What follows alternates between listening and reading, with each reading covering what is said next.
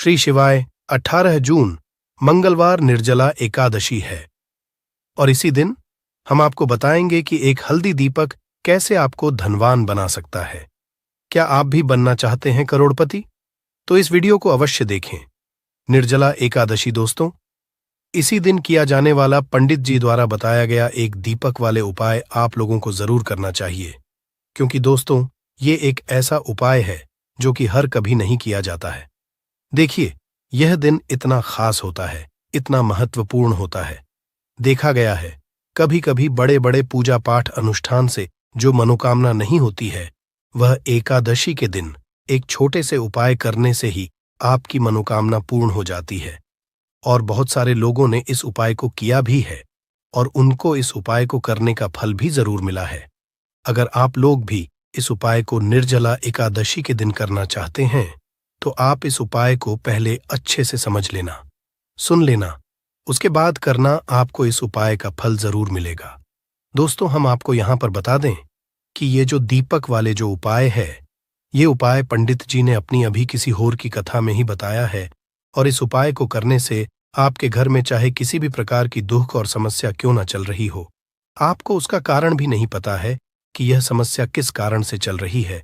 उसका कुछ भी कारण हो सकता है, जैसे पितृदोष हो सकता है या किसी भी तरह का मंगल दोष भी हो सकता है, और भी बहुत तरह के दोष होते हैं, कुछ भी हो सकता है। पर आपको इस उपाय को के लिए अपने दोष को पता लगाने की भी जरूरत नहीं है। आपके घर में किस कारण से इतनी दुख और परेशानी आ रही है, वह भी आपको पता लगाने की जरूरत नहीं है। इस एक दीपक वाले उपाय को आप लोगों को कर लेना है, क्योंकि इसी एकमात्र उपाय को करने से आपके पूरे घर परिवार में सुख और शांति हो जाएगी। आपके घर में अच्छे अच्छे काम होने लगेंगे। आपकी जो भी मनोकामना होगी वह भी धीरे धीरे करके पूर्ण होना शुरू हो जाएगी। दोस्तों, अब इस उपाय को करना किस समय है, ये भी आप लोग जान लीजिए। देखिए, इस एक दीपक वाले उपाय को करने का जो समय है वो सीधी सी बात है, सुबह का समय है, प्रातःकाल का समय है। वैसे दोस्तों, निर्जला एकादशी के पूरे दिन मंदिर खुले रहते हैं। पूरे दिन आप लोग उपायों को भी कर सकते हो, इसमें कोई दिक्कत वाली बात नहीं है, क्योंकि निर्जला एकादशी के दिन भगवान शिव जी पूरे दिन अपने मंदिर में बैठे रहते हैं कि कौन भक्त आएगा, कौन हमारे हमको करेगा और हम कब उसकी मनोकामना पूर्ण करेंगे। दोस्तों, इस दिन शिव जी इतना कुछ प्रदान करते हैं जितने की हम कभी कल्पना भी नहीं कर सकते हैं। इसीलिए आप लोगों को इस मौके को तो अपने हाथ से नहीं जाने देना चाहिए। तो अब हम समझते हैं दोस्तों, ये एक दीपक वाले उपाय आखिर आप लोगों को करना कैसे है। देखिए, विशेष रूप से कोशिश करना, इस उपाय को आप निर्जला एकादशी सुबह सुबह कर लो, पर किसी कारणवश ना कर पाओ तो फिर थोड़े लेट भी कर सकते हो, है ना। और पहली मुख्य कोशिश आपकी यही होनी चाहिए कि घर की जो माता बहन होती हैं उनमें से कोई एक यह वाला उपाय करें। मतलब कि अगर माता बहन उपस्थित ना भी हो तो उस स्थान पर फिर घर का कोई बड़ा जो पुरुष हो वह भी इस उपाय को कर सकता है। कोई दिक्कत वाली बात नहीं है, पर घर के सभी सदस्य को इस वाले उपाय को करने की जरूरत नहीं है। घर का कोई एक मुख्य सदस्य भी इस उपाय को करेगा तो इस उपाय को करने का फल उसके परिवार को जरूर मिल जाएगा। तो देखिए, एक दीपक वाले उपाय है तो सीधी सी बात है कि इसमें हमें एक दीपक की तो आवश्यकता पड़ेगी ही पड़ेगी। तो देखिए, अगर आप यह एक हल्दी वाला दीपक एकादशी वाले दिन अपने घर में जला देते हैं तो देखिए, निर्जला एकादशी का जो दिन है इसकी महिमा कुछ ऐसी है कि जो व्यक्ति एकादशी के दिन में शिव जी को प्रसन्न करने के लिए पूजा करता है, उपाय करता है, शिव जी बहुत जल्दी अपने उस भक्त से प्रसन्न हो हैं। और अगर आपने हल्दी वाले दीपक का उपाय कर लिया तो ऐसा आप मान के चलिए कि शिव जी इतने ज्यादा आपसे प्रसन्न हो जाएंगे कि आपके जीवन की जो निर्धनता और गरीबी है उसे वह जल्दी से जल्दी आपके जीवन से दूर कर देंगे, क्योंकि हल्दी जो है यह शिव जी से जुड़ी है। हल्दी आपके जीवन में बहुत सारी जो आर्थिक तरह की समस्याएं होती हैं, जो आपके घर में पैसा नहीं आता है, पैसा रुकता नहीं है, पैसा बहुत ज्यादा खर्च अगर आपका होता है, धन की बर्बादी अगर आपके घर में हो रही है, तब भी आपको विशेषकर यह हल्दी वाले एक दीपक का उपाय एकादशी वाले दिन जरूर करना चाहिए। देखिए, इसी के साथ आपको बता दें इस बार निर्जला एकादशी पर बहुत ही दुर्लभ संयोग का निर्माण हो रहा है।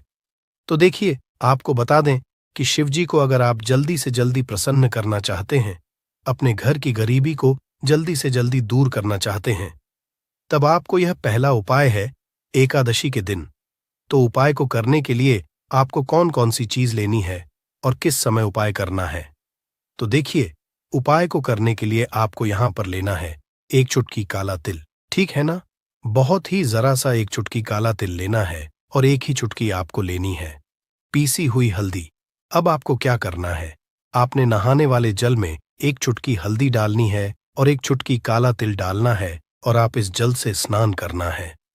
तो देखिए, जब भी आप अपने जल में हल्दी डालकर, विशेषकर अगर एकादशी के दिन आप अपने जल में हल्दी डालकर स्नान करते हैं, तो इससे होता क्या है, आपके जीवन में आपका जो भाग्य आपका साथ नहीं दे रहा होता है, आपके पास जो पैसे आने के रास्ते बंद होते जा रहे हैं, जो आपके जीवन में निर्धनता बढ़ रही है, गरीबी बढ़ रही है, जो आप अपने जीवन में बार बार असफल हो रहे हैं ना, इन सारी चीजों से आप देखें कि आप बाहर निकल कर आ जाएंगे।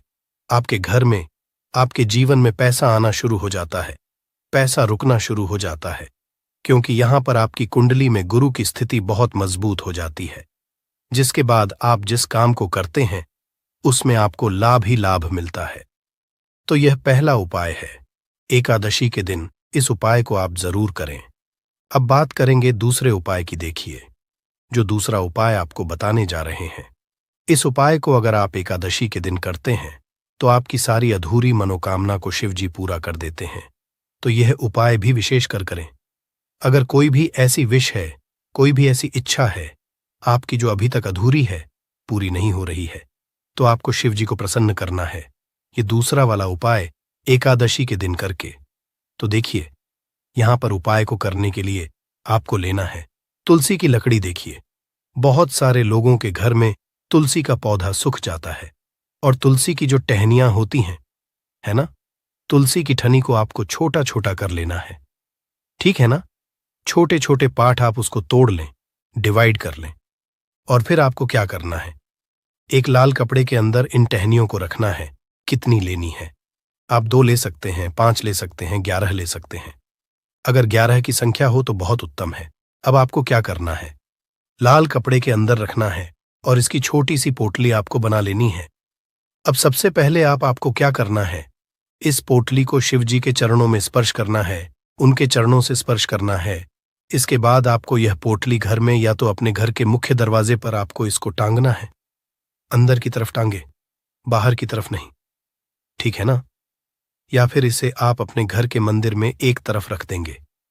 देखिए, जब भी आप तुलसी की टनी जो होती है उन्हें अपने घर में कहीं पर भी रखते हैं और शिवजी से प्रार्थना करते हैं कि मेरी यह विश है, मेरी यह मनोकामना है, बहुत लंबे समय से अधूरी है, मेरे जीवन में निर्धनता है, गरीबी है, मेरे घर में सुख समृद्धि नहीं, मेरे घर में क्लेश है। तो जिस प्रकार की भी आपकी समस्या होती है, जो भी आपकी मनोकामना होती है, उसे शिवजी पूरा कर देते हैं और आपकी जीवन की निर्धनता और गरीबी तो कोसों आपके जीवन से दूर हो जाती है जब भी आप तुलसी की लकड़ी का यह छोटा सा उपाय कर लेते हैं। एकादशी के दिन एक चीज आपको बिल्कुल ध्यान रखनी है कि तुलसी का पौधा अगर आपके घर में सूख गया है, तब आपको एकादशी के दिन उसकी लकड़ियों को निकालना है, क्योंकि एकादशी के दिन तो तुलसी की पत्तियों को भी नहीं तोड़ा जाता है। यह चीज विशेषकर आपको ध्यान रखनी है। ठीक है ना? तो पहले से ही आप तुलसी के पौधे की अगर आपके पास टहनियां हैं तभी ये उपाय आप करें। दूसरी चीज कि जिनके घर में तुलसी का पौधा हरा भरा है ना? बहुत सारे लोगों के पौधे सूख गए जाड़ों में, लेकिन बहुत सारे लोग बहुत अच्छे से रखते हैं और किसी किसी के घर में तुलसी का पौधा सूखता नहीं है। तो उन्हें क्या करना है, उन्हें तुलसी के पत्ते लेने हैं। ठीक है ना? तुलसी के 2 पत्ते लेने हैं और आपको जब भी आप शिवजी को भोग लगाते हैं वैसे आप लगाते ही हैं हर बार अपने घर में तुलसी के पौध पत्तों के साथ, लेकिन एकादशी के दिन विशेषकर आपको तुलसी के 2 पत्ते शिवजी को उनके भोग में अर्पित करने हैं।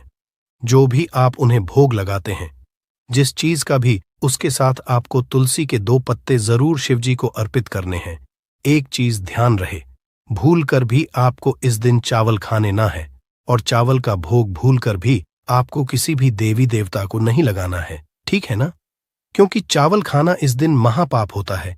ऐसा बिल्कुल भी ना करें। भूल कर भी आपको यह चीज नहीं करनी है।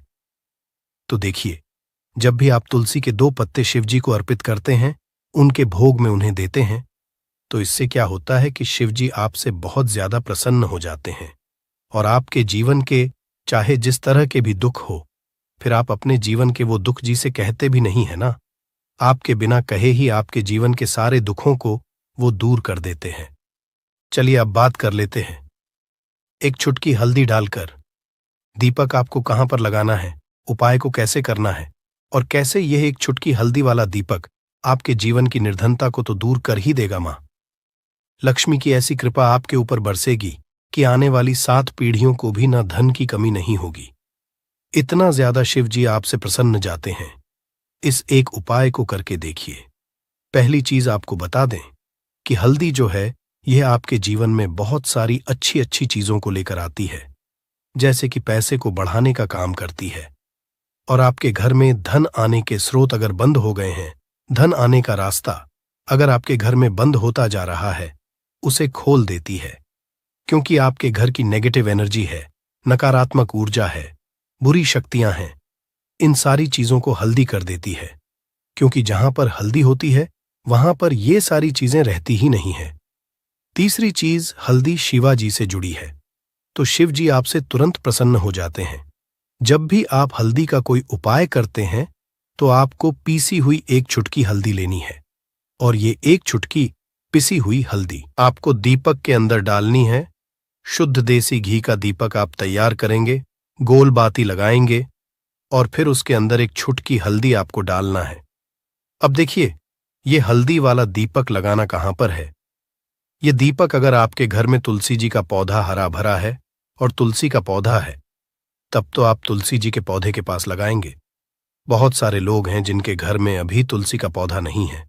कुछ लोगों का सुख गया या किसी किसी के घर में होता नहीं है ना? तो वो लोग क्या करेंगे, मंदिर में भी आप लगा सकते हैं। अगर आपके घर के आसपास कहीं मंदिर है, वहां भी आप लगा सकते हैं।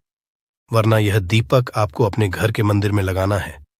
तो जब भी आप हल्दी का दीपक शिव जी के सामने या तुलसी जी के पौधे के पास लगाएंगे, तब आपको उनका एक मंत्र है, उस मंत्र को आपको 11 बार बोलना है। ये मंत्र सभी को आता ही है। अगर नहीं आता है तो आप इसे नोट कर लें। मंत्र इस प्रकार है, श्री शिवाय नमस्तुभ्यम। ठीक है ना? श्री शिवाय नमस्तुभ्यम, इस मंत्र का आपको 11 बार चयन करना है, 11 बार इसे बोलना है। अब देखिए, जो लोग मंत्र याद नहीं रख पाएंगे या जिन्हें नहीं आता है, वो श्री हरि विष्णु का ऐसे ही स्मरण कर लेंगे, उनका ध्यान कर लेंगे और दीपक जला देंगे। बस इतना आपको करना है और कुछ भी नहीं करना है। यह उपाय आप करके देख लीजिए। आपके जीवन की जो निर्धनता है ना, बहुत जल्दी आपके जीवन से दूर हो जाएगी। एक चीज और आपको ध्यान रखनी है कि जब भी आप दीपक तुलसी जी के पौधे के पास लगाएंगे, आपको जमीन पर दीपक नहीं रखना है। थोड़ी सी फूल की पंखुड़ियां रख लें या फिर कोई प्लेट रख लें, ठीक है ना? चावल आपको नहीं रखना है एकादशी के दिन, क्योंकि वैसे तो आप चावल रख सकते हैं, लेकिन एकादशी के दिन आपको चावल दीपक के नीचे नहीं रखना है। तो इस तरह से जब आप उपाय करते हैं, पूजा पाठ करते हैं, पूरी सच्ची श्रद्धा के साथ करते हैं, श्री हरि विष्णु के ऊपर विश्वास रख करते हैं, तो आपकी जितनी भी मनोकामनाएं होती हैं न, जितनी भी निर्धनता होती है, उसे श्री हरि विष्णु दूर कर देते हैं और हमेशा आपके जीवन में, आपके घर में लक्ष्मी वास करती हैं। तो हमें हमेशा की तरह आपको हमारी वीडियो को लाइक करना है, चैनल को सब्सक्राइब करना है, जो बहुत कठिन होता है। आइए जानते हैं इस साल निर्जला एकादशी 2024 की डेट, पूजा, मुहूर्त और क्यों किया जाता है। ये व्रत ज्येष्ठ माह के शुक्ल पक्ष की एकादशी तिथि की शुरुआत 17 जून को सुबह 4:43 से होगी। वहीं इस तिथि का समापन 18 जून को सुबह 6:24 पर होगा। ऐसे में निर्जला एकादशी व्रत 18 जून को किया जाएगा। इस निर्जला एकादशी का क्या महत्व होता है दोस्तों? अपार शब्द का अर्थ होता है असीमित, यानी कि निर्जला एकादशी का व्रत करने वालों को असीमित सुख और धन की प्राप्ति होती है। इसी कारण इसे एकादशी कहा जाता है। इतना ही नहीं, दशी को असीमित लाभ देने वाली एकादशी भी कहा जाता है।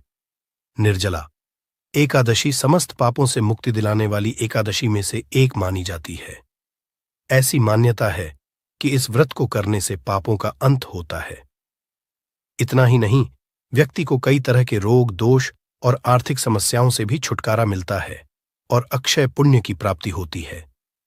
पांडवों ने श्री कृष्णा के मार्गदर्शन में इस व्रत को करके महाभारत युद्ध में विजय प्राप्त की थी। दोस्तों, निर्जला एकादशी के दिन स्वर्ग का दरवाजा खुल जाता है। इसलिए इस दिन किया गया दान पुण्य अन्य दिनों में किए गए दान पुण्य से अधिक फलदायी होता है। वास्तव में 18 जून निर्जला एकादशी के दिन अगर आप यह उपाय कर लेते हो तो यकीनन आप पर मां लक्ष्मी की कृपा होगी और आप धनवान बन जाओगे। आप धनवान ना बने तो मुझे बताना दोस्तों, बस जो उपाय आपको बताया जाए वह उपाय लेना चलिए। जानते हैं, एकादशी के दिन चुपचाप गाय को खिला दें।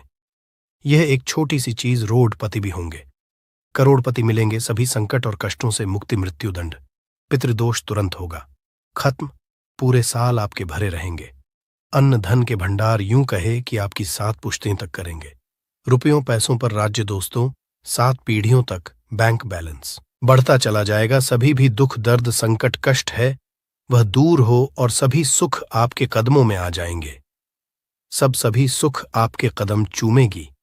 यदि आप यह एक छोटी और खास चीज चुपचाप गाय को खिला देते हैं तो तत्काल गरीबी आपके जीवन से खत्म हो जाएगी। यूं कहे व्यक्ति रंग से राजा बन जाता है और 33 कोटि देवी देवताओं को धारण करने वाली गौ माता की भी कृपा व्यक्ति पर आजीवन बरसती है। व्यक्ति के घर में कभी भी अनंत धन वस्त्र कमी नहीं होती है। धन के भंडार व्यक्ति के घर में भरे रहते हैं। व्यक्ति के जीवन से काल गरीबी खत्म हो जाती है। तो दोस्तों, कौन कौन से वे गाय से जुड़े खास और महत्वपूर्ण उपाय हैं जिन्हें यदि आप एकादशी के दिन कर लेते हैं तो दोस्तों यकीन मानिए आपके घर में अन्न धन के भंडार सदैव भरे रहेंगे। जो भी जीवन के दुख, दर्द, संकट, कष्ट हैं वह सभी दूर हो जाएंगे। इस वीडियो में हम आपको उसी एक खास और महत्वपूर्ण चीज के बारे में बताएंगे, क्योंकि आपको एकादशी के दिन गाय को जरूर खिलानी है। तो दोस्तों, फायदे के लिए पूरा वीडियो देखना।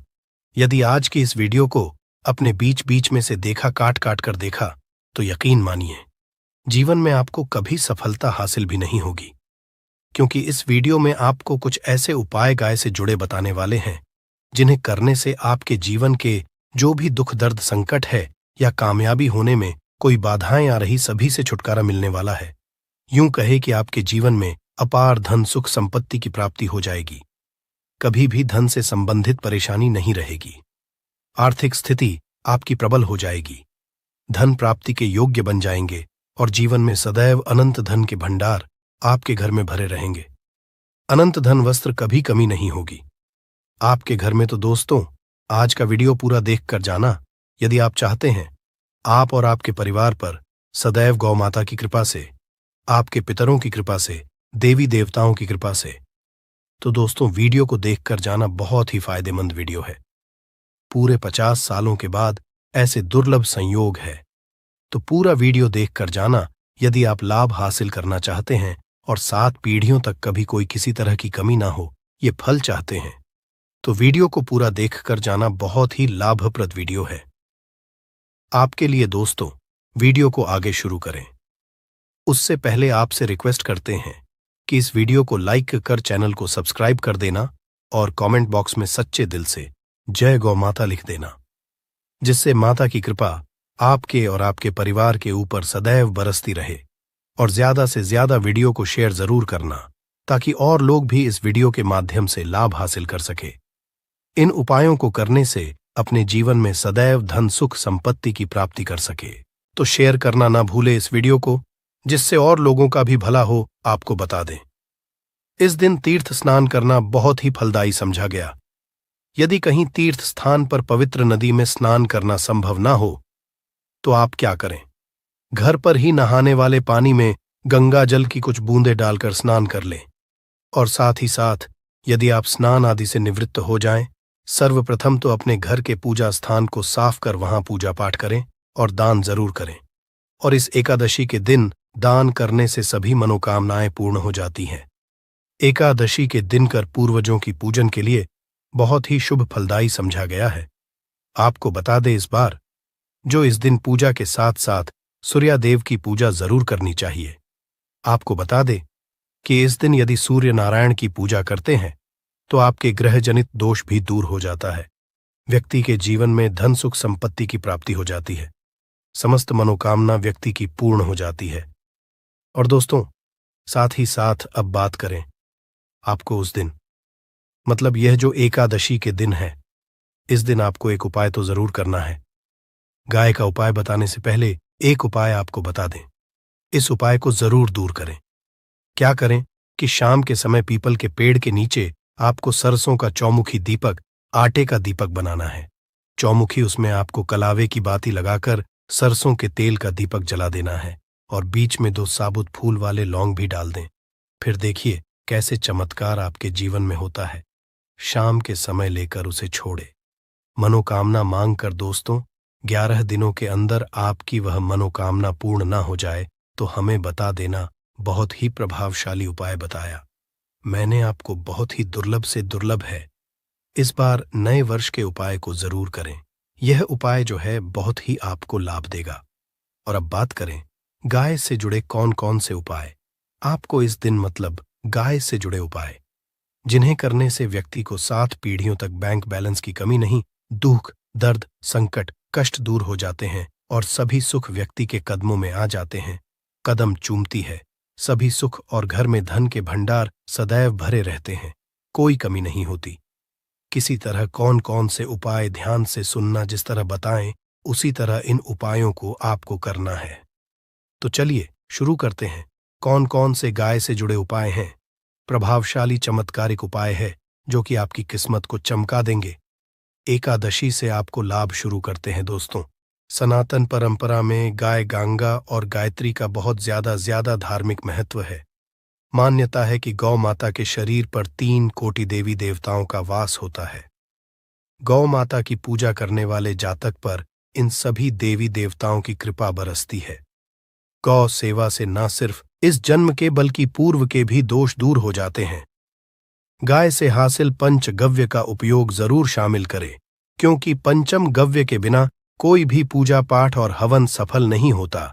या दोस्तों, गौ कृपा पाने के लिए प्रतिदिन, सप्ताह अथवा महीने में परिवार समेत एक बार गौशाला जाने का नियम जरूर बनाएं और वहां गायों को हरा चारा जरूर खिलाएं। इससे आपको शुभ फलों की प्राप्ति होगी और साथ ही साथ गौ सेवा और गौ पूजा से 9 ग्रह शांत हो जाते हैं और इनसे जुड़े दोषों का निदान हो जाता है। गर्मियों में गौ माता को पानी पिलाए और सर्दी में गौ माता को गुड़ जरूर खिलाए। ध्यान रखें कि गर्मियों में गाय को गुदिया। अनेक देवी देवता को अपने नए शरीर पर धारण करने वाली गौ माता जुड़े कई शुभ और अशुभ संकेत भी होते हैं। मसलन गाय का दूध धोते समय यदि गाय ठोकर मार दे और सारा दूध बिखर जाए तो अब शगुन होता है। यदि कोई यात्रा पर निकल रहा हो और गाय अपने बछड़े को दूध पिलाती सामने आ जाए तो निश्चित रूप से जिस यात्रा के लिए आप निकले हैं वह यात्रा आप जरूर ही सफल होगी और वह जिसके लिए आप निकले हैं वह जरूर ही पूर्ण होगा।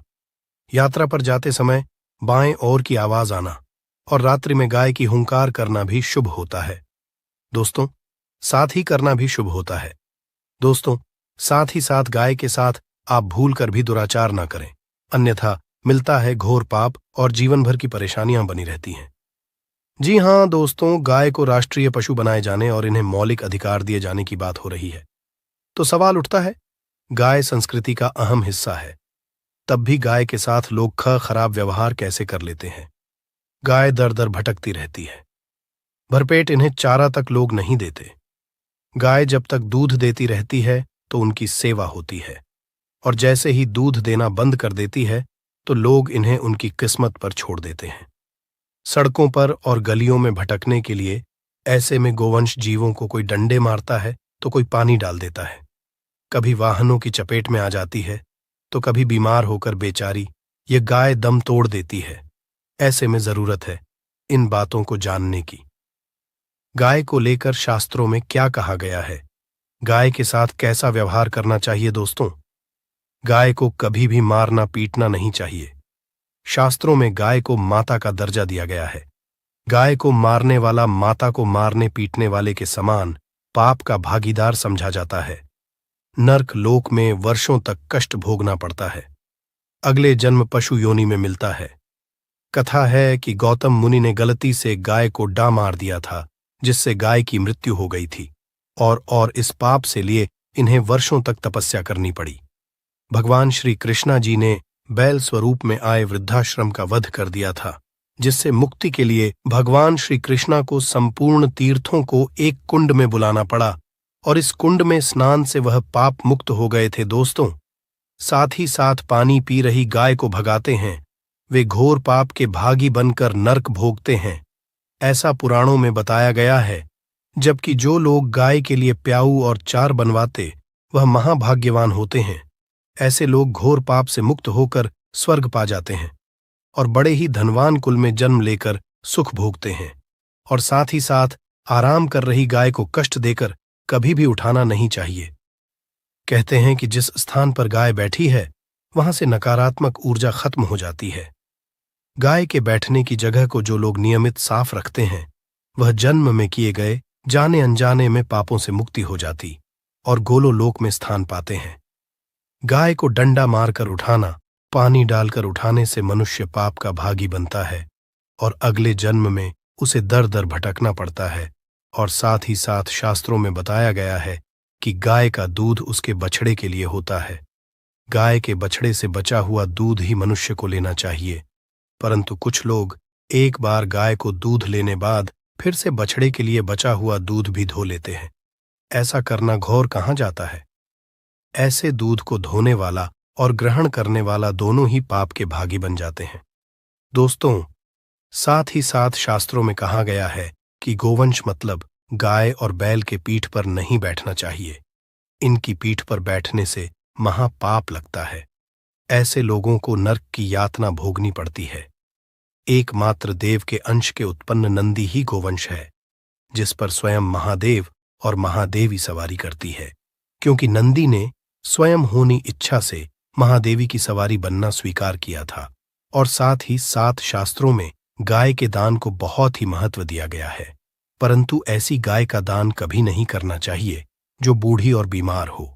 कठोपनिषद में नचिकेता की कथा भी इस संदर्भ में है कि जिस नाचिकेता ने पिता द्वारा बूढ़ी गाय को दान करने पर आपत्ति जताई थी, दूध देने वाली और बछड़े सहित जो लोग का दान करते हैं वह महान पुण्य को हासिल कर स्वर्ग में स्थान पाते हैं। दोस्तों, साथ ही साथ सूर्य, चंद्र, मंगल, शुक्र की युक्ति राहु से हो तो पितृदोष होता है। यह भी मान्यता है कि सूर्य का संबंध पिता से एवं मंगल का संबंध होने के कारण सूर्य यदि शनि, राहु या केतु के साथ स्थित हो या दृष्टि संबंधी हो तथा मंगल की युति राहु या केतु से हो तो पितृदोष होता है। इस दोष से जीवन संघर्ष में बन जाता है। यदि पितृदोष हो तो गाय प्रतिदिन या किसी भी एकादशी को या किसी पूर्णिमा के दिन, अमावस्या या किसी भी खास दिन पर रोटी, गुड़, चारा खिलाने से पितृदोष खत्म जाता है। साथ ही साथ गाय की पीठ पर जो कुबड़ बना होता है वह बृहस्पति गुरु है। अतः जन्मपत्री में यदि बृहस्पति अपनी नीच राशि मकर में हो या अशुभ शिवलिंग में जा रहे हों और सामने से गौ माता आती हुई दिखाई दे तो गौ माता को अपनी दाहिनी ओर से जाने देना चाहिए। आपकी यात्रा ही सफल होगी। और जिस घर में गाय होती है उसमें वास्तु दोष स्वतः ही खत्म हो जाता है। और साथ ही साथ आपको बता दे कि गाय को आप भी रोटी बनाएं, प्रतिदिन ताजी रोटी ही बनाएं। गाय को अगर आपने रोटी बनाई है तो कोशिश करें कि उस रोटी को आप तुरंत ही गाय को दे दें। अगर आप उस रोटी को रख दें और उस रोटी को अगले दिन देंगे तो वह रोटी बांसी मानी जाएगी।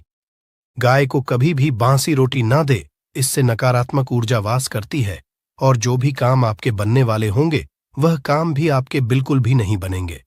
इससे आपके घर में हमेशा दर्द देवता का वास रहेगा और आप जिस भी काम को करेंगे उस काम में आपको हमेशा असफलता ही हाथ लगेगी।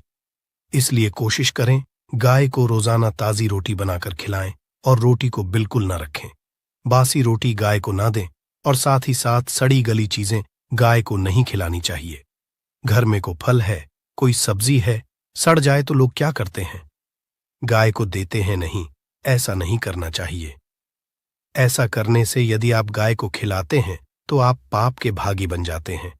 आप बिल्कुल सड़ी गली चीजें गाय को ना खिलाएं और साथ ही साथ एकादशी पर आटे की 11 लोहियां बनाकर उनके ऊपर हल्दी लगाएं। इसके बाद गाय को खिलाएं। हर एक लोही को खिलाते समय गाय के सिंघवाल आपके जीवन में खुशियां ही खुशियां होंगी। और एक बार एकादशी पर आप 7 बार गाय की परिक्रमा भी कर लें तो आपके समस्त काम होंगे। और दशी पर साथ ही साथ आप गाय को जब भी रोटी दे, रोटी पर या तो आप थोड़ी हल्दी लगा लें या थोड़ा गुड़ रख ले। अगर गुड़ ना हो तो आप थोड़ा घी रख सकते हैं। दोस्तों, गाय को कभी भी सूखी रोटी ना खिलाए। सूखी का मतलब गाय को रोटी खिलाए, उस पर कुछ ना कुछ रखकर खिलाए। हल्दी रख ले, गुड़ रख ले, मिश्री घी या जो भी रख ले, मतलब खाली नहीं खिलानी है। इतना करने मात्र से आपके जीवन के सभी दुख दर्द समाप्त। नहीं तो आपके अंदर ऐसी गर्मी आएगी कि आप निकालने के लिए पागल हो जाएंगे कि ये गर्मी निकले। कहाँ ये पति पत्नी जरूर देखें। दोस्तों, अमरबेल एक तरह की लता होती है और ये जीन्स भी पेड़ पर लिपटी होती है। उस पेड़ की समस्त जितनी भी शक्ति होती है उसे अपने अंदर में खींच लेती है, चुंबक की तरह खींच लेती है और उस वृक्ष को बिल्कुल ये सूखा देती है। आयुर्वेदिक की दृष्टि से भी अमरबेल बहुत ही उत्तम होता है। आज हम आपको वास्तु टिप्स के माध्यम से बताएंगे कि अमरबेल अगर आपने खा ली तो समझो आप सामने वाले की आवाजें निकाल हैं। दोनों पार्टनर पसीने में हो सकते हैं। दोस्तों, इसमें बहुत सारे चमत्कारी गुण पाए जाते हैं। कई तरह की विभिन्न तरह के यह बीमारी को ठीक करने का काम करते हैं। और अगर अध्यात्म की दृष्टि से देखा जाए तब भी यह बहुत सारे हमें चमत्कारिक लाभ प्रदान करते हैं। और इसकी खास बात यह, जीस भी पेड़ पर लिपटी होती है, उसकी समस्त शक्ति को अपने अंदर समाहित कर लेता है, खींच लेता है और यह उसी पेड़ के अनुरूप आपको फल प्रदान करते हैं। अमरबेल खेतों में बहुत आसानी से देखने को मिल जाते हैं। इसकी पतली पतली शाखाएं निकली होती हैं। वैसे अगर आप ग्रामीण इलाकों में हैं, ग्रामीण इलाकों से हमारी वीडियो को देख रहे हैं, तो इसके बारे में आप सभी दर्शकों को जरूर पता होगा। ये कहीं भी बहुत आसानी से आपको देखने को मिल जाती है। तो चलिए, आज मैं आप लोगों को वीडियो के क्रम में अमरबेल के बारे में ही कुछ विशेष रूप से जानकारी बताऊंगा। यदि अमरबेल का रस उबली हुई अमरबेल का रस शरीर के इस हिस्से पर लगा दें, आपके अंदर जैसे ज्वालामुखी गर्म होती है। धन्यवाद। ऐसे ही जानकारी के लिए छाया जैन चैनल को सब्सक्राइब करें और अगर आपको यह वीडियो अच्छी लगी हो तो एक लाइक अवश्य करें और कमेंट में ओम नमः शिवाय अवश्य लिखें।